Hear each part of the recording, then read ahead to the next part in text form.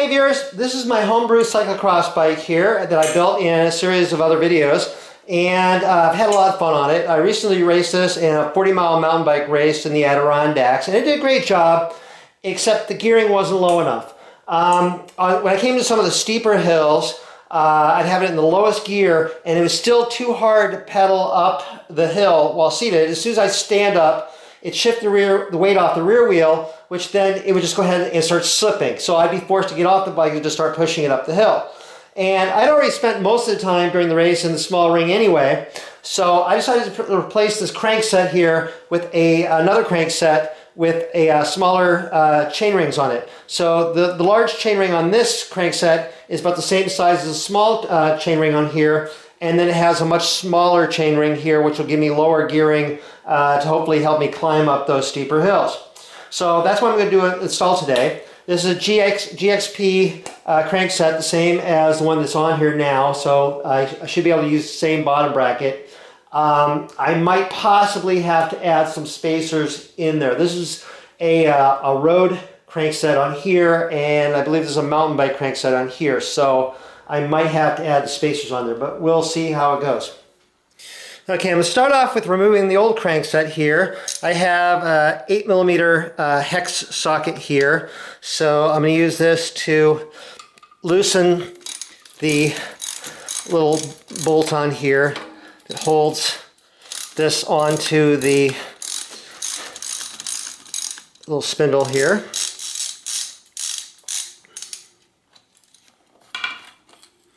And so I got that off. Okay, I'm going to pull the chain just off the chain ring there, and then just with a rubber mallet here, just kind of tap this out of there and pull that off like that. And so I got that off, and then I also want to kind of pull this part off of here like this. Okay, so I want to measure the spindle length here so I can compare the two.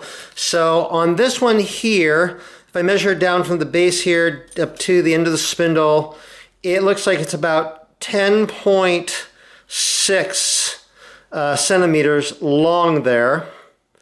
So let me measure the other one. This is the new one I got. So this looks to be 11.4 centimeters.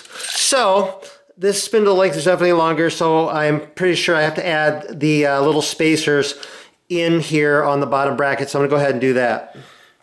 Okay, now I'm going to remove the bottom bracket here temporarily so that I can install these spacers that originally came with it, and they're going to go one on each side here between the little bearings and the bottom bracket shell. And so I have my Park Tool BBT19 tool here, which fits right on there. And so I'm going to fit this onto my ratchet wrench and get this loosen this up here and remove the non-drive side cup first.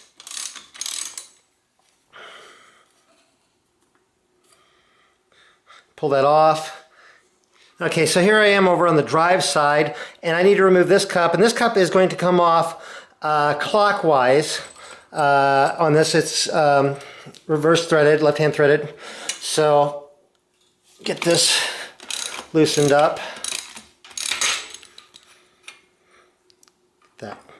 And I can pull this part out there like that. Okay, now I'm ready to reinstall the bearing here. I have one of the spacers that originally came with the bottom bracket that I hadn't installed before because I hadn't needed it. So that'll go right over this cup like this little bearing here. And everything's all greased up, so I don't need to re-grease it. And so I got this little plastic little shield part here. That kind of snaps into here like this. And so I'm going to slide that in, and I'm going to thread this in, and it's going to thread in counterclockwise because it's left-hand threaded. So I'm going to screw that in. Then using a torque wrench, I'm going to torque this down to about 34 to 41 Newton meters. So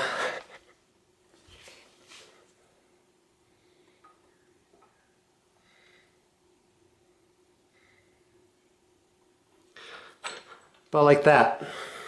Okay, same thing on this side. I have the bearing, I have the spacer, so I put the spacer on there, and then I'm going to thread this on, and then this is right hand threaded, so this is just going to screw on just like normal here, clockwise, screwed on. And I'm going to torque this down to 34 to 41 Newton meters here. So tighten this on here.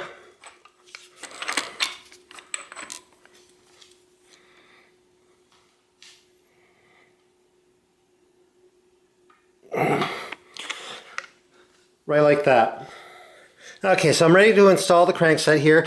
I want to make sure I have the chain over the shell like this so that when I put it on there I don't have to then fight to get over there. Anyway, I'm going to take a little bit of grease. I'm using marine grease, and I want to put some grease down around this part here and up around here. So just put some grease on there. I can smear it around a little bit.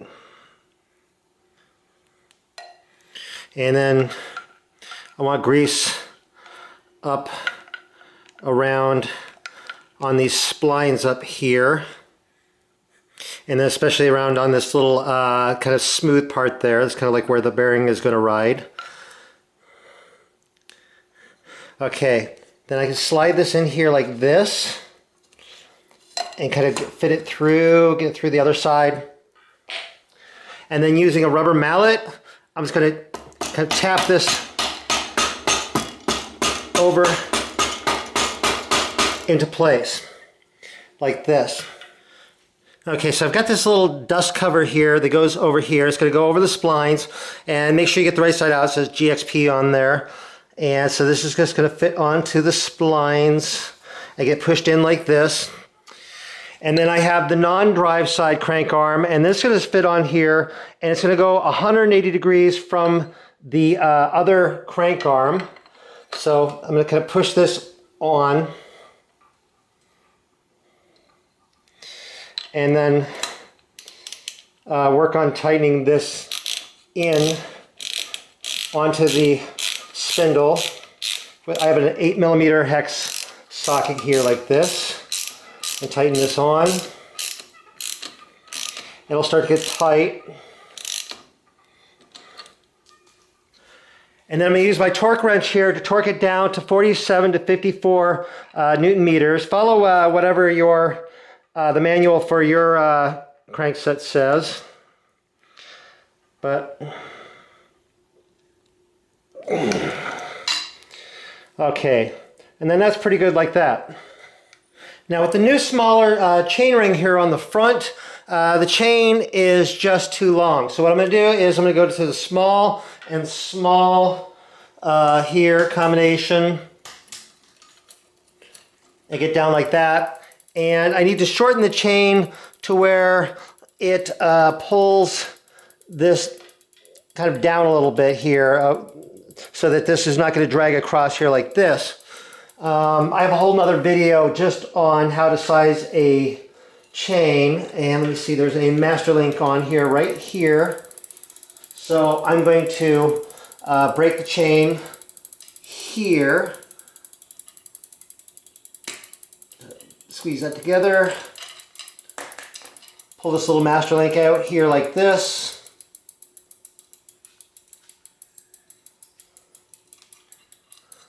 And then I have a little trick here where I just use a like a little piece of hanger bent about 2 inches apart there, and I squeeze, it fits in between some of the outer plates like this. And what I could do is just try it, and I'm on the small, and so I want to get it to where it doesn't rub up against the small cog, or the cog here, the pulley. So I go like this, and that looks about right. And just to be sure that it's going to work with the big to big combination as well, I kind of manually got the chains onto those larger, the larger chain ring and the larger cog here. And I want to see, I don't want this chain to be a straight line through here. So there is still a curve going through here, and so that's okay. So this length of the chain is about right for where I want to be. So going to mark here the little master link type thing here is going to replace like one set here of the outer plates. So I'm going to mark the chain right there where I want to break it, and that's what it'll do. Okay, so I'll pull my little wire here out, and I've got my chain break tool here, and I got my chain marked there. It's always good to mark the chain, because if you just kind of hold it and you get it and you break it the wrong place, then you're kind of SOL. So get this here and press that pin out, break the chain there.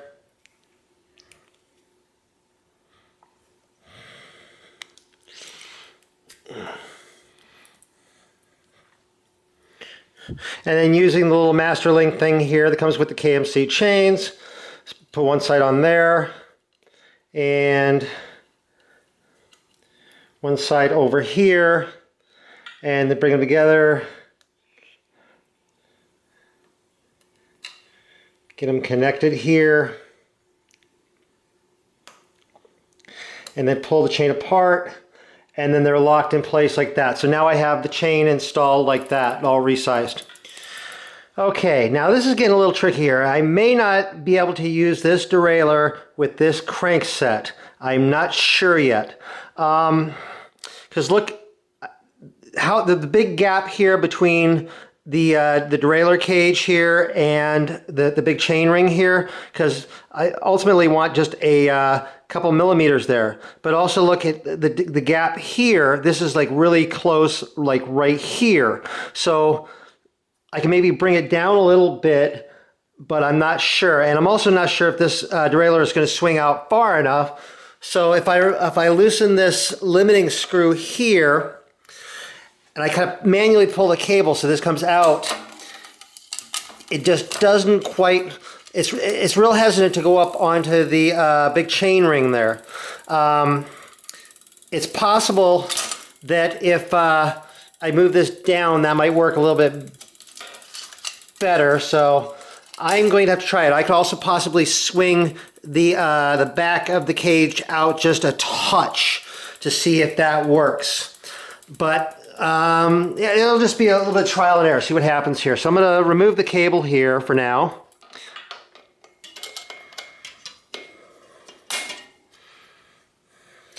And so I've also got this clamp here. So I'm gonna loosen this here where this attaches to the clamp here like this. Loosen this, that I can slide this up and down. I lowered the front derailleur here in this little clamp here, moved it down as far as I could move it down without having to move this clamp here.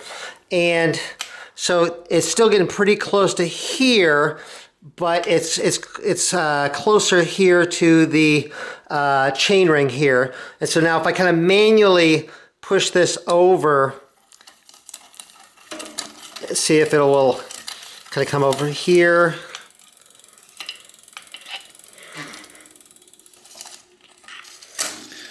If I kind of push up like that, then it kind of comes over.